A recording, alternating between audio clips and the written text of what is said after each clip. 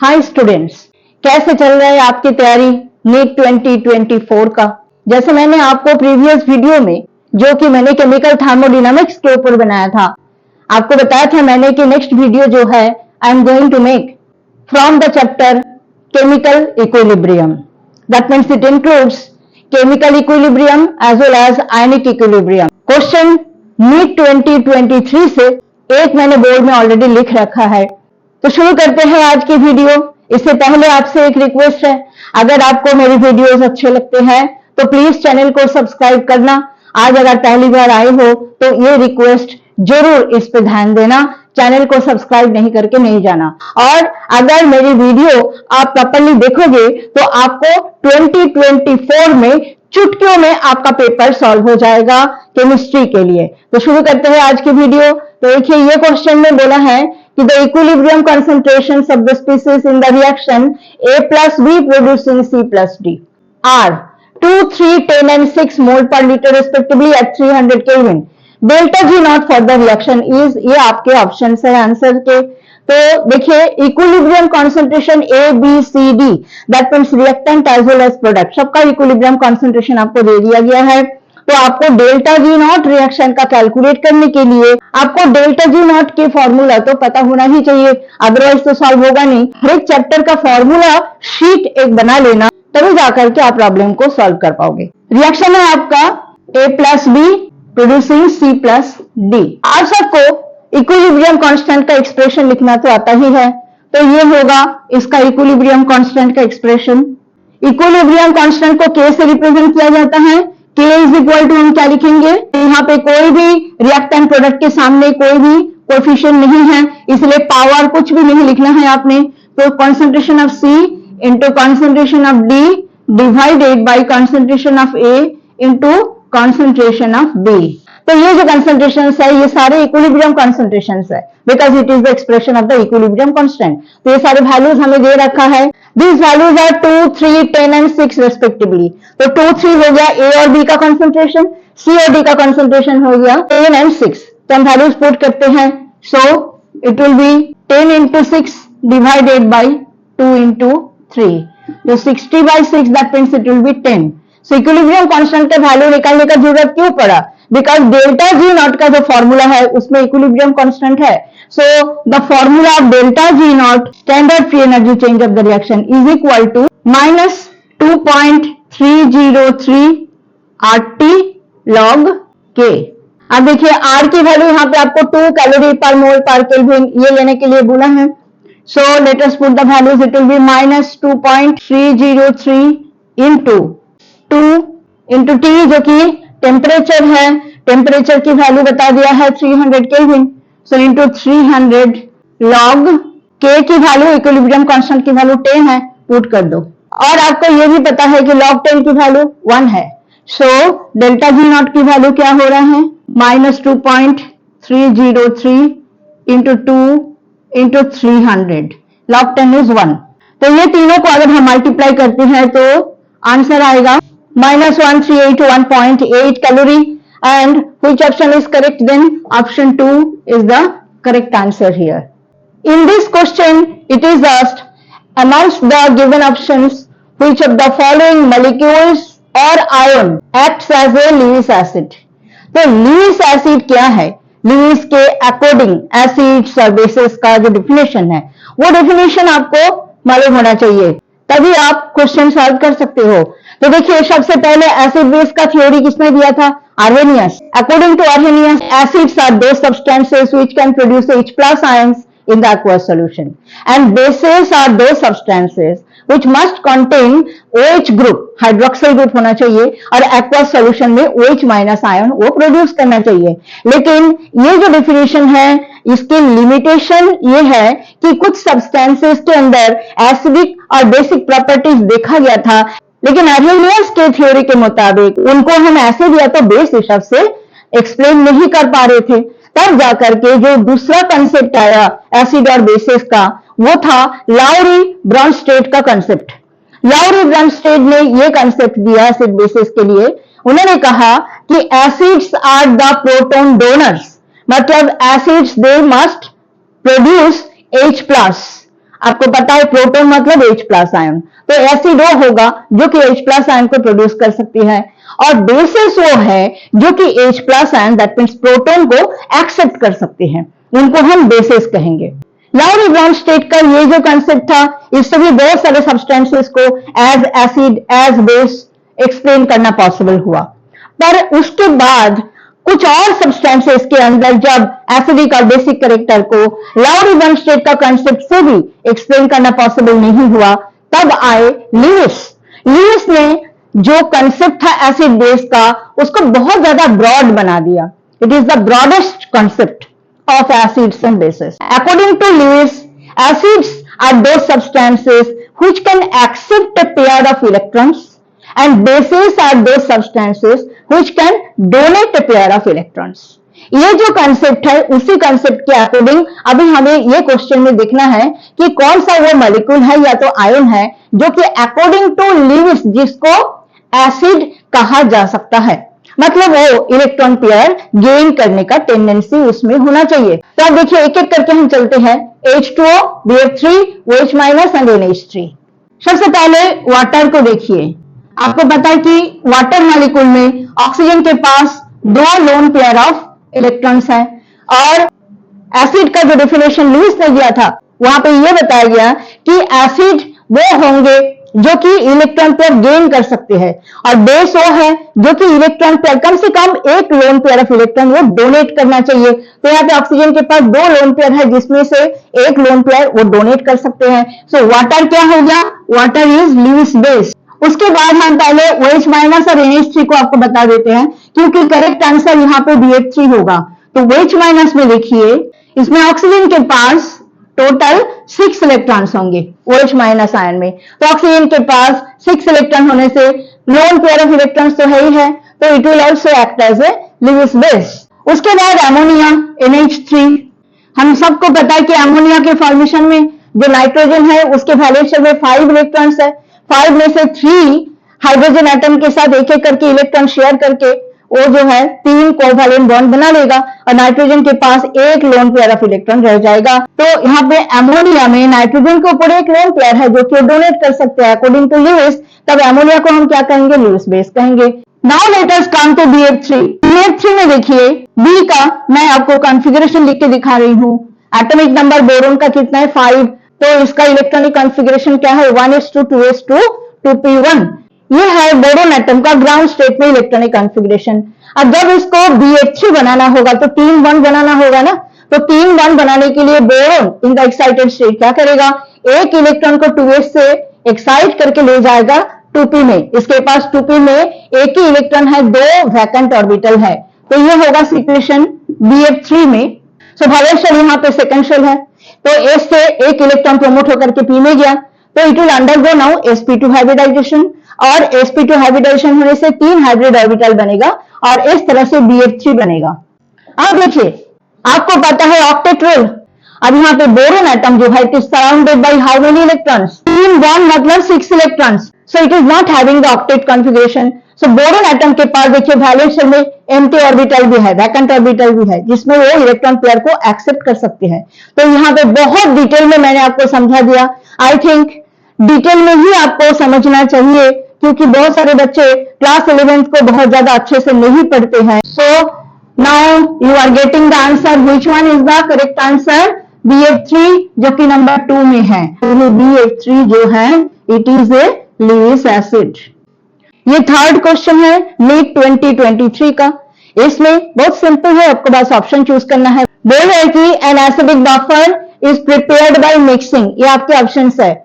आपको पता है कि बफर सॉल्यूशन जो है which can resist any change in its pH value, चाहे आप थोड़ा सा अमाउंट में उसमें एसिड ऐड कर दो या थोड़ा सा अमाउंट में उसमें आप बेस ऐड कर दो, इसका pH का कोई चेंज नहीं होगा, उसी को हम बोलते हैं बफर सॉल्यूशन। तो बफर सॉल्यूशंस 3 टाइप का हो सकते हैं, एक तो है एसिडिक बफर, एक है बेसिक बफर, और एक ऐसा है कि single substance acts as a buffer solution. तो एसिडिक बफर, बेसिक बफर क्या है? Acidic buffer which is a mixture of weak acid and its salt with strong base. Basic buffer क्या है? weak base and its salt with strong acid. और single substance acting as a buffer solution वो है एक salt जो कि weak acid और weak base का कॉम्बिनेशन से बनते हैं, जैसे कि ammonium acetate which is a salt formed by the reaction between acetic acid and ammonium hydroxide। तो ये जो सिंगल सब्सटेंस है ये भी एज बफर सॉल्यूशन एक्ट कर सकती है। ये डेफिनेशन हो गया mixture of weak acid and it's salt with a strong base. Example के तौर पे देखिए क्या क्या एग्जाम्पल हो सकते हैं। देखिए CH3CH acetic acid is a weak acid and ये जो सोडियम एसिटेट है it is a salt formed by the reaction between acetic acid and sodium hydroxide. So formic acid and sodium formate ये जो mixture है it will also be called an acidic buffer। Now यहाँ पे आपको तब कौन सा ऑप्शन करेक्ट नजर आ रहा है? ऑप्शन 3 यहाँ पे करेक्ट है, weak acid and its salt with strong base। So ये आपका नंबर 3 ऑप्शन करेक्ट ऑप्शन हो रहा है। This is the last question from 2023। अब देखिए यहाँ पे बोल रहा है कि for a weak acid HA the percentage of dissociation is nearly 1% at equilibrium।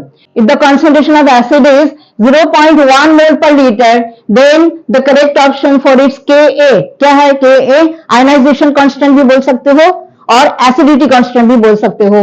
At the same temperature is ये आपके ऑप्शन है। तो सबसे पहले तो HA जो कि आपका वीक एसिड है उसका डिसोसिएशन इक्विलिब्रियम हम लिख लेते हैं। तो लेट अस सपोज इनिशियली इसका कॉन्सेंट्रेशन जो है 3 मोल पर लीटर है, तो इन दोनों का तो 0 होगा इनिशियली। अब देखिए सी मोल में से अगर अल्फा मोल डिसोसिएट करता है तो कितना मोल डिसोसिएट कर गया? सी अल्फा मोल डिसोसिएट कर गया। एट इक्विलिब्रियम HA जो कि वीक एसिड है इसका कितना मोल अनडिसोसिएटेड रह जाएगा? It will be C minus C alpha. और क्योंकि HA डिसोसिएट करता है तो 1 mole H plus 1 mole A minus बनता है। तो C में से सी अल्फा मोल अगर डिसोसिएट करेगा तो इनका कितना बनेगा? इसका भी सी अल्फा मोल बनेगा, इसका भी सी अल्फा मोल बनेगा। तो यहाँ पे आयनाइजेशन कांस्टेंट का एक्सप्रेशन क्या होगा? आयनाइजेशन कांस्टेंट या तो एसिडिटी कांस्टेंट के A इज इक्वल टू क्या होगा? Concentration of H plus into concentration of A minus divided by concentration of HA। तो H प्लस का सी अल्फा, A माइनस का भी सी अल्फा, तो C alpha into C alpha divided by HA का कितना हो गया? C minus C alpha. अगर आप नीचे से C कॉमन ले लो तो ऊपर में हो गया आपका C alpha into C alpha, नीचे C कॉमन ले लो तो 1 माइनस अल्फा रह गया। एक C ऊपर नीचे कैंसिल कर दो। A is equal to then हो गया C अल्फा स्क्वायर, नीचे है 1 माइनस अल्फा। अल्फा क्या है? Degree of dissociation. तो आपको पता है कि वीक एसिड, वीक बेस जो कि वीक इलेक्ट्रोलाइट है इनका डिग्री ऑफ डिसोसिएशन तो बहुत ही पुअर है। तो इसीलिए अल्फा का जो वैल्यू है उसको आप इग्नोर कर सकते हो एज कंपेयर टू 1, बिकॉज जो अल्फा है it is very very less than 1। So A is equal to C alpha square. अब देखिए अल्फा का वैल्यू क्या लेना होगा आपको बताया गया कि एट इक्विलिब्रियम जो इसका डिग्री ऑफ डिसोसिएशन है it is nearly 1%। That means alpha is equal to क्या होगा? 1/100। That means it will be 0.01। आपको C की वैल्यू दे रखा है, एसिड का जो कॉन्सेंट्रेशन है वो है 0.1 मोल पर litre. So Ka is equal to C alpha square, that means 0.1 into 0.01 का whole square. It will be 10 to the power -5, जिसको आप ये लिख सकते हो 1 इंटू 10 टू द पावर -5। ये K वैल्यू आपका हो गया। सो कौन सा ऑप्शन आपका करेक्ट हो रहा है? ऑप्शन 1 ही आपका करेक्ट आंसर हो रहा है। हम आ चुके हैं स्टूडेंट्स 2022 में। पहला क्वेश्चन देखिए, फॉर द अबव रिएक्शन, ये आपका रिएक्शन है, oxygen getting converted to ozone, O3 में कन्वर्ट हो रहा है, दोनों गैस है। For the above reaction at 298 Kelvin, Kc is found to be this much. If the concentration of O2 at equilibrium is 0.04 molar, then concentration of O3 in m मतलब मोल पर litre में, ये आपके ऑप्शंस है। तो आपको calculate करने के लिए बहुत इजी है, ऐसे कोई डिफिकल्ट नहीं है। तो देखिए रिएक्शन आपका ये है 3O2 2O3 गैस, दोनों गैस होने से भी यहाँ पे इक्विलिब्रियम कांस्टेंट की जो वैल्यू है वो इन टर्म्स ऑफ कॉन्सेंट्रेशन दे रखा है, not in terms of partial pressure. ठीक है, तो Kc इज इक्वल टू हम क्या लिख सकते हैं? Kc will be equal to concentration of product to the power 2 because यहाँ पे सामने कोएफिशिएंट 2 है, so it will be concentration of O3 का square divided by concentration of O2 का क्यूब। ये हो गया। Kc वैल्यू आपको दे दिया और O2 का इक्विलिब्रियम कॉन्सेंट्रेशन आपको दे दिया, O3 का आपको कैलकुलेट करना है। So you can write concentration of O3 square is equal to Kc into concentration of O2 का क्यूब। वैल्यूज पुट करते हैं। Kc वैल्यू है 3 into 10 to the power minus 59 into O2 का कंसेंट्रेशन है 0.04, सो 0.04 का होल क्यूब हो जाएगा। सो 3 into 10 to the power minus 59 into 0.04 का क्यूब करने से ये आ जाएगा 64 into 10 to the power minus 6। सो ये सारा कैलकुलेशन करने से ये आ रहा है आपका 19.2 into 10 to the power minus 64। अब 19.2 को लगभग आप 19 ले सकते हो और 10 to the power minus 64 हमें तो इसका स्क्वायर रूट करना है ना ये नंबर का, बिकॉज ये तो कॉन्सेंट्रेशन ऑफ O3 का स्क्वायर की वैल्यू इतना आ गया। सो कॉन्सेंट्रेशन ऑफ O3 कितना हो जाएगा इस नंबर का, अगर हम 19.2 का अंडर रूट करें तो ये आ जाएगा 4.38 into 10 to the power minus 64, that means under root करने से 10 to the power minus 32 आ गया। सो ये आपका आंसर आ गया O3 का इक्विलिब्रियम कंसंट्रेशन की वैल्यू। सो कौन सा ऑप्शन हमारा करेक्ट हो रहा है? नंबर 2 ऑप्शन हमारा करेक्ट हो रहा है। देखिए ये प्रॉब्लम में क्या बोल रहा है कि pH of the solution containing 50 milliliter each of 0.1 molar sodium acetate and 0.01 molar acetic acid। तो ये जो आपका सॉल्यूशन है जिसमें सब्सटेंसेस क्या क्या है, sodium acetate and acetic acid, तो ये तो हो गया एसिडिक बफर। तो एसिडिक बफर का पीएच कैलकुलेशन का फॉर्मूला जो है वो हेंडरसन्स इक्वेशन है, वो फॉर्मूला मैं आपको लिख देती हूँ, उसी फॉर्मूला से बहुत ही इजीली हम पीएच कैलकुलेट कर लेंगे। For acidic buffer Henderson equation क्या है, pH is equal to pKa plus log concentration of salt by concentration of acid. Acetic acid का पीके वैल्यू आपको दे रखा है 4.57। सॉल्ट का कॉन्सेंट्रेशन क्या होगा यहाँ पे, आपका सॉल्ट कौन है, सोडियम एसिटेट आपका सॉल्ट है जिसका कॉन्सेंट्रेशन है 0.1 मोलर। एसिड आपका है एसिटिक एसिड जिसका कॉन्सेंट्रेशन है 0.01 मोलर। तो वैल्यूज पुट करते हैं 4.57 प्लस लॉग 0.1 बाई 0.01, तो ये आ जाएगा 4.57 प्लस लॉग 10 आ जाएगा। अब लॉग 10 की वैल्यू 1 है तो pH इज इक्वल टू तब कितना हो जाएगा 4.57 plus 1, so it will B 5.57। सो कौन सा ऑप्शन करेक्ट हो रहा है, नंबर 2 ऑप्शन करेक्ट हो रहा है। नीट 2022 का ये वाला क्वेश्चन में देखिए आपको बोल रहे कि Kp for the following reaction is 3 at 1000 kelvin. ये आपका रिएक्शन है, कार्बन डाइऑक्साइड गैसियस और सॉलिड कार्बन के बीच में रिएक्शन हो रहा है और प्रोडक्ट आपका गैसियस कार्बन मोनोऑक्साइड फॉर्मेशन हो रहा है। आपको Kc वैल्यू फाइंड आउट करने के लिए बोल रहा है at the same temperature. R की वैल्यू आपको ये दे दिया गया है, तो इसके लिए तो Kp Kc का रिलेशन आपको पता होना चाहिए जो कि बिल्कुल क्लास 11th की बात है।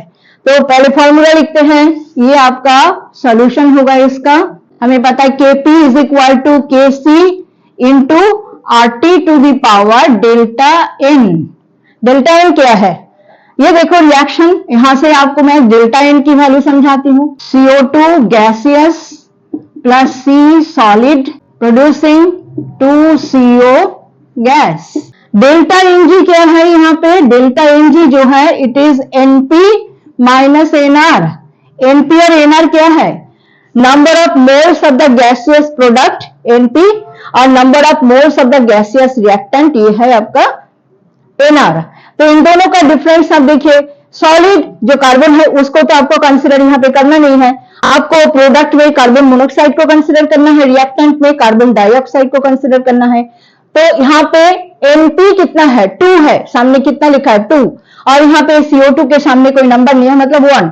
सो डेल्टा Ng कितना आ रहा है 2 minus 1, that means it is coming 1। तो डेल्टा Ng का वैल्यू जो है 1 आ रहा है। Kp वैल्यू आपको दे दिया गया है 3 और टेम्परेचर आपको बता दिया गया है 1000 केल्विन।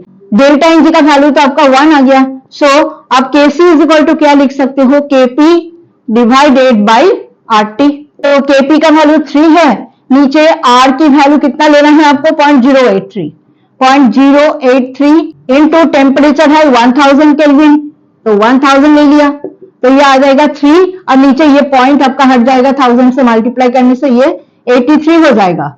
इस डिविजन की वैल्यू आएगा 0.036, that means it will be 3.6 into 10 to the power -2। तो आपका कौन सा आंसर सही आ रहा है, ऑप्शन 3 करेक्ट आ रहा है यहाँ पे। 2022 का ये लास्ट क्वेश्चन स्टूडेंट, इसमें बोल रहा है 0.01 molar acetic acid solution is 1% ionised. आपको इसका पीएच निकालना है, ये आपके ऑप्शन है। तो देखिए एसिटिक एसिड का जो कि एक वीक एसिड है, वीक इलेक्ट्रोलाइट है, इसका डिसोसिएशन इक्विलिब्रियम लिख लेते हैं पहले। ये है एसिटिक एसिड का डिसोसिएशन इक्विलिब्रियम। एज यूजुअल जैसे पीछे भी मैंने सॉल्व किया है कि सपोज इनिशियल कॉन्सेंट्रेशन जो है इसका C मोल पर लीटर है, इन लोगों का 0 हो जाएगा। तो एट इक्विलिब्रियम अगर C मोल में से अल्फा मोल डिसोसिएट करता है तो C अल्फा मोल डिसोसिएट कर गया, तो एट इक्विलिब्रियम CH3COH का कॉन्सेंट्रेशन क्या हो जाएगा, it will be C minus C alpha. और क्योंकि इसका 1 मोल इसका 1 मोल इसका 1 मोल प्रोड्यूस करते हैं, तो C अल्फा मोल अगर डिसोसिएट करते हैं तो ये दोनों का कितना कितना बनेगा, C अल्फा और C अल्फा, ये दोनों का भी बनेगा। तभी देखिए हमें पीएच निकालना है, हमें कोई डिसोसिएशन कांस्टेंट की वैल्यू मतलब Ka की वैल्यू हमें नहीं चाहिए। तो पीएच की वैल्यू के लिए तो हमें हाइड्रोजन आयन कॉन्सेंट्रेशन क्या है वो चाहिए, because pH is equal to क्या है, minus log concentration of H plus. तो यहाँ पे H प्लस आयन का कॉन्सेंट्रेशन है आपका C अल्फा। अब अल्फा कितना है, अल्फा आपको बता दिया गया है, it is 1% ionised, so alpha is equal to 1/100, so it will be 0.01, ये अल्फा वैल्यू हो गया। Now concentration of H plus कितना है, it is C alpha. C आपको बता दिया गया, इसका कॉन्सेंट्रेशन एसिटिक एसिड का 0.01 मोलर, सो 0.01 इंटू अल्फा कितना है 0.01, so that means it is 10 to the power -2 into 10 to the power -2, so total हो गया 10 टू द पावर -4। तो ये हो गया H प्लस आयन का concentration 10 to the power -4 molar. So pH is equal to what? Minus log concentration of H plus, और concentration of H plus आ गया आपका 10 to the power -4, so that means it will be minus log 10 to the power -4. So we can write, ये power सामने आ जाएगा, minus minus multiply होकर के plus हो जाएगा, so it will be 4 log 10 और log 10 की वैल्यू 1 है, so it will be 4. So आपका pH वैल्यू कितना आ गया 4. So ये आपका आंसर है इस क्वेश्चन का। सो कौन सा ऑप्शन करेक्ट हो रहा है, नंबर 4 ऑप्शन यहाँ पे करेक्ट आ रहा है। हम आ गए हैं 2021 में। 2021 में एक ही क्वेश्चन है। अब देखिए यहाँ पे क्वेश्चन है the pKb of dimethylamine and pKa of acetic acid. अब देखिए डाइमिथाइलएमिन क्या है, एक वीक बेस है, और एसिटिक एसिड आप सबको पता है वीक एसिड है।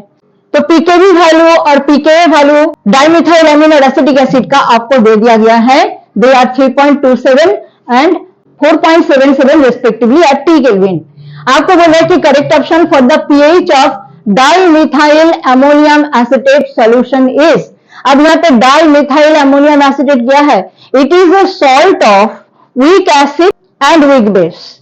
तो वीक बेस आपका है डाइमिथाइलएमिन और वीक एसिड कौन सा है, एसिटिक एसिड। पहले आपको फॉर्मूला लिख के दिखा देते हैं कि ये जो वीक बेस है वीक एसिड है, और इनके कॉम्बिनेशन में जो सॉल्ट बन रहा है डाइमिथाइल अमोनियम एसिटेट, उसका फॉर्मूला क्या होगा, डाइमिथाइलएमिन का फॉर्मूला हो जाएगा ये CH3(2NH। वीक बेस क्यों है ये, बिकॉज ये जो है एक ऑर्गेनिक बेस है, organic acids and organic bases, they are all weak acids and weak bases. तो देखिए ये हो गया डाइमिथाइलएमिन प्लस एसिटिक एसिड का फॉर्मूला तो सबको पता है CH3COOH, और ये जो सॉल्ट है इसका फॉर्मूला क्या लिखोगे, जो आपका CH3COOH है वीक एसिड है, ये क्या करते हैं, यहाँ पे नाइट्रोजन के पास एक लोन पेयर ऑफ इलेक्ट्रॉन होता है, इसलिए नाइट्रोजन क्या कर सकते हैं, एसिड से एक प्रोटॉन को एक्सेप्ट कर सकते हैं। जब ये प्रोटॉन एक्सेप्ट करते हैं तब इसका क्या हो जाएगा फॉर्मूला, CH3(NH2), और N के ऊपर आ जाएगा प्लस चार्ज, क्योंकि N के ऊपर जो लोन पेयर था वो लोन पेयर उसने H प्लस को गेन करने के लिए यूज कर लिया। बाकी क्या रहेगा CH3COO माइनस। तो ये है आपका डाई मिथाइल अमोनियम एसीटेट। अब ये क्योंकि एक सॉल्ट है जो कि वीक एसिड और वीक बेस का कॉम्बिनेशन में बना है, इसका पीएच का फॉर्मूला ये है, pH is equal to 1/2 into pKw plus pKa minus pKb। तब देखिए pKw क्या होगा 14, pKw का वैल्यू क्या है 14, तो pKw होगा 14 आपका, और pKa pKb ये दोनों का वैल्यू भी हमें दे रखा है। सो pH कैलकुलेट हो जाएगा। सो pH इज इक्वल टू हो जाएगा 1/2, 14 अगर आप पुट करो 7 हो जाएगा ये, प्लस 1/2 इंटू ब्रैकेट के अंदर pKa माइनस pKb। ठीक है, तो ये हो जाएगा 7 प्लस 1/2 इंटू एसिटिक एसिड का pKa वैल्यू क्या है 4.77 minus pKb value of dimethyl amine is 3.27, तो ये हो गया 7 प्लस 1/2 इंटू ये आ जाएगा difference 1.5, so it will B 7 plus 1.5 का हाफ कितना हो जाएगा 0.75, सो इट विल बी 7.75। तो ये आंसर आ रहा है आपका pH इज इक्वल टू 7.75। तो कौन सा ऑप्शन करेक्ट हो रहा है, ऑप्शन 4 करेक्ट हो रहा है।